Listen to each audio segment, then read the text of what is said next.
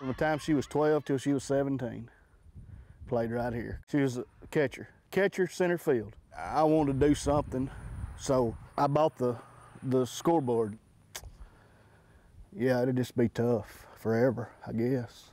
Jaden Pelton's parents do not want anyone to forget their daughter or what happened September 26, 2014. We actually saw it on the news. Still on top of the breaking news out of Oklahoma tonight, possible serious situation here. State troopers say that a school bus from Gainesville crashed with a semi. They interrupted with a special, news break. That is how they learned a semi-truck had smashed into the bus carrying Jaden's college softball team. Rushing to the scene, Keith Pelton convinced the highway patrol to tell him what had happened to Jaden.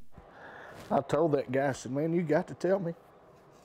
And he told me she didn't make it. 4 players died. Jaden was ejected, thrown outside the bus. That and this. This is what was between my daughter and a semi. Earlier this year, the Peltons and other parents did something heartbreaking and eye-opening. This is not something they should ever have been in.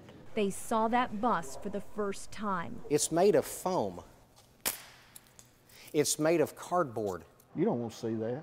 You don't see where your daughter died.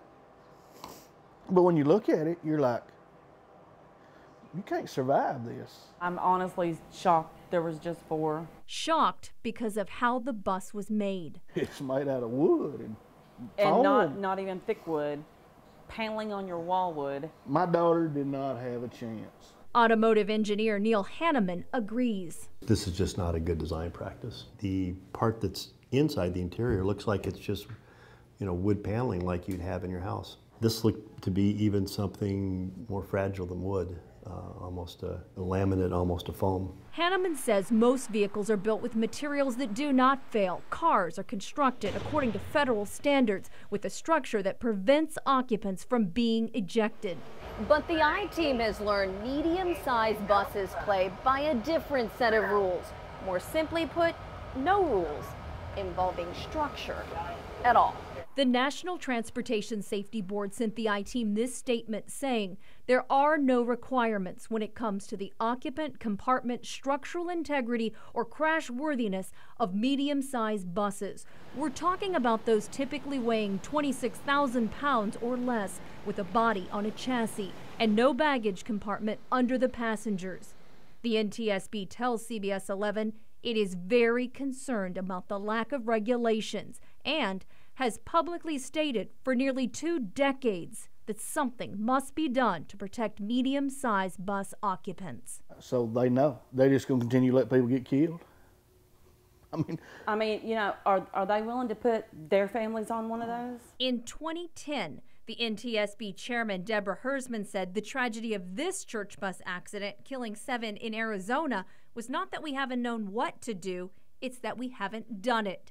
By that time, the NTSB had already repeatedly asked the National Highway Traffic Safety Administration to create federal standards for occupant protection, roof strength, and window glazing to save lives. In 2014, after reviewing the crash that killed Jaden and 3 others, the NTSB asked the federal government for more standards, side impact protection for medium-sized buses. Still, no rules. And by March of this year, 13 more people died when this pickup pierced the front of a medium-sized church bus in South Texas. You can try to prevent everything you can by building stronger buses.